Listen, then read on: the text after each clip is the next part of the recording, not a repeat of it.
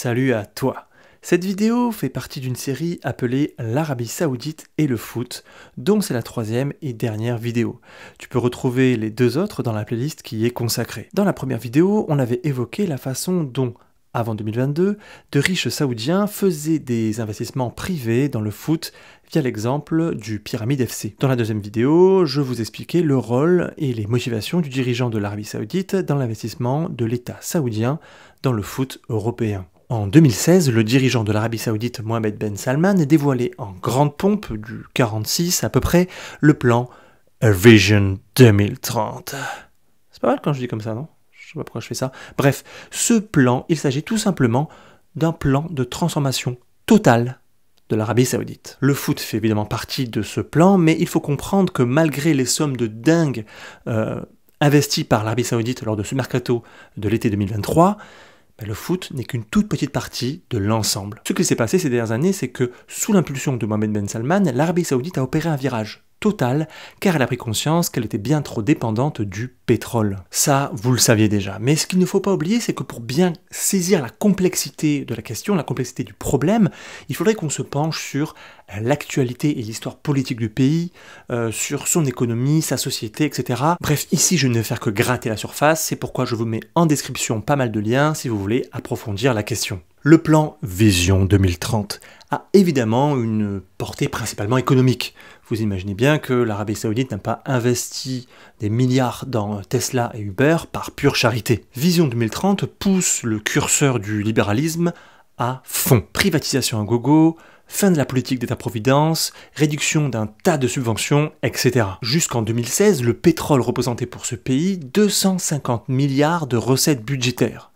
Et bien, le but de ce plan, c'est d'arriver à générer la même somme, mais dans les autres secteurs économiques. Ne vous étonnez donc pas qu'à l'avenir, des entreprises saoudiennes deviennent leaders mondiaux dans l'aluminium, la chimie, la défense, mais aussi le tourisme. Alors ça, on en a beaucoup entendu parler. Il y a des plans notamment de construction de cités absolument énormes, etc. Et comme l'avait dit Willou, c'est vrai que ça a l'énorme avantage d'être pas très compliqué à mettre en place, entre guillemets, c'est pas extrêmement complexe, et puis ça pourrait potentiellement rapporter pas mal d'argent assez rapidement. Mais après, qui veut aller en Arabie Saoudite? Donc disons que c'est pas vraiment là-bas que j'irai chercher de l'authenticité et du dépaysement. La société saoudienne est très jeune et s'ils sont vraiment très fans, très friands de foot, ils ne pratiquent pas ou très peu ce sport, voire carrément pas du tout de sport, tout court. En même temps, vu les températures, ils passent la majorité de leur temps à l'intérieur avec la clim. La société saoudienne a étonnamment énormément adopté certaines caractéristiques de la société états-unienne. Par exemple, l'énorme consommation de pétrole.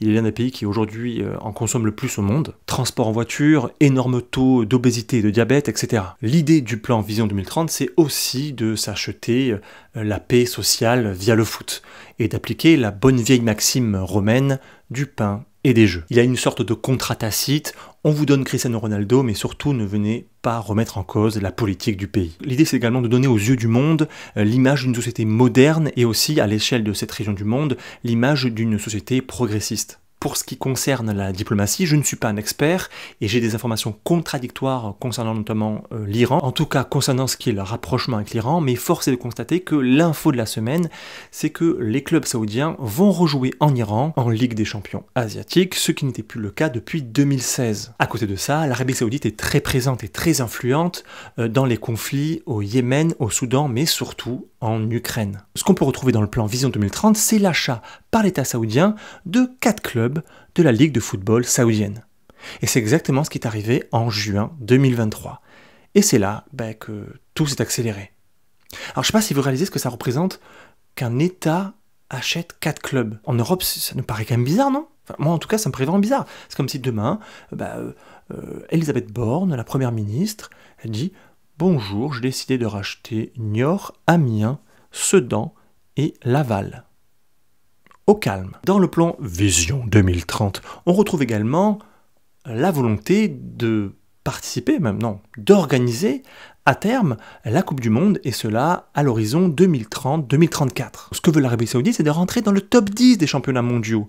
Actuellement, elle est environ 58e. Mais là où elle y arrive, c'est pour l'instant tout ce qui est extra-sportif. Par exemple, depuis que Cristiano Ronaldo est arrivé dans son club, son club il a plus de followers sur les réseaux sociaux que tous les clubs réunis hors top 6 de Première Ligue. Et les 3 autres clubs, là, ils peuvent facilement prétendre au top 10 du nombre de followers de Première Ligue.